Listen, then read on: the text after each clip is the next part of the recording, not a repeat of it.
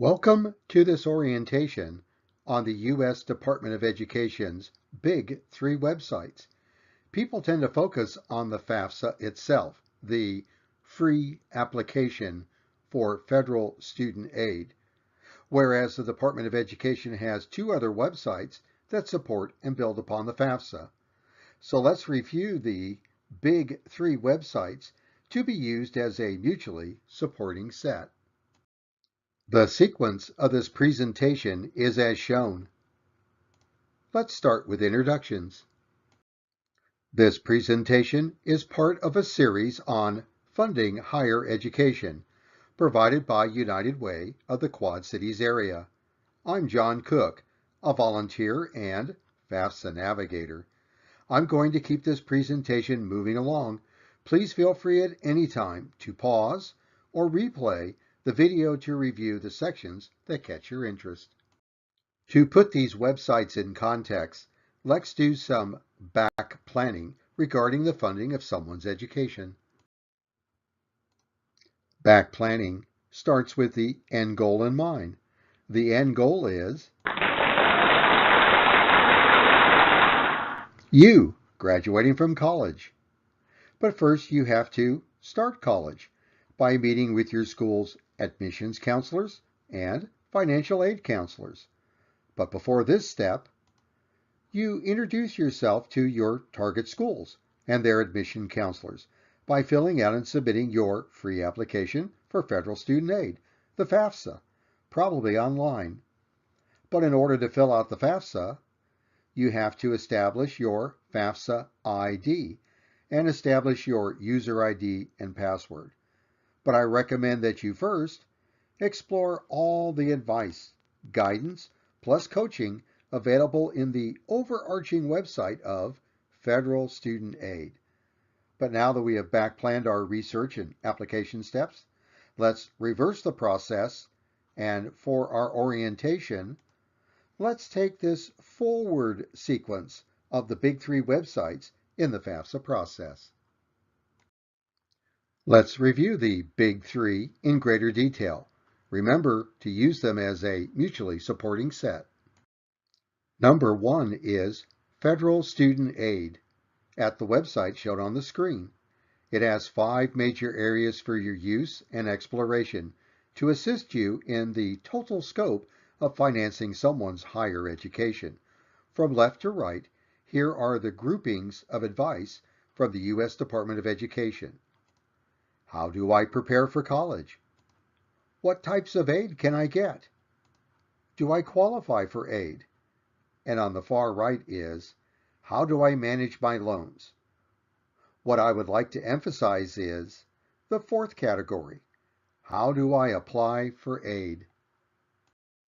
This section number 4, how do I apply for aid, is a treasure trove of advice, ideas, and explanations. Please be sure to explore this section. This section number 4 of Student Aid provides guidance narratives, blank forms, references, graphic aids, handouts, checklists, and videos. Listed here are just some of the topics not covered at the main FAFSA application website or FAFSA ID, but this section of Student Aid website does. Before you start, estimate your aid using the Fafsa Forecaster. After you apply, it describes the steps you may take after submitting your FAFSA and comparing school aid offers, to name just a few. It is at this Student Aid website number 1 that the Department of Education team places its coaching remarks and tips for actually filling out the FAFSA and describing the steps for obtaining and using the FAFSA ID for students and parents. Please do explore this valuable website, Federal Student Aid, at studentaid.ed.gov. Let's continue now with the other 2 supported websites. The second site of the big 3 is on FAFSA ID at fsaid.ed.gov. The Department of Education uses a central login site to service both the FAFSA application and student loan databases. Plus, run cross-checks with the Social Security and Internal Revenue Service offices. You will be providing your personal identification information, contact information, and then create your FAFSA username and password. Plus, establish your security questions and access code numbers. Please read the advice for both students and parents regarding access at the previously reviewed Student Aid website. Number 3 of the big 3 is the FAFSA application itself at fafsa.ed.gov. You will use the FAFSA ID you established earlier to log in for the first time or as you return for more visits to your online application. You may also download a paper copy of the FAFSA to plan your online answers or to actually submit to the Department of Education.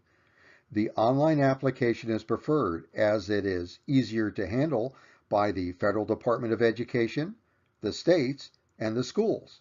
Plus, you may list more schools in the online application, 10 versus 4, and it is easier to update. But wait, there's more. Here is a coaching tip on the FAFSA main site. Be sure to scroll down below the main login portion for more information, resources, and guidance. Let's take a closer look.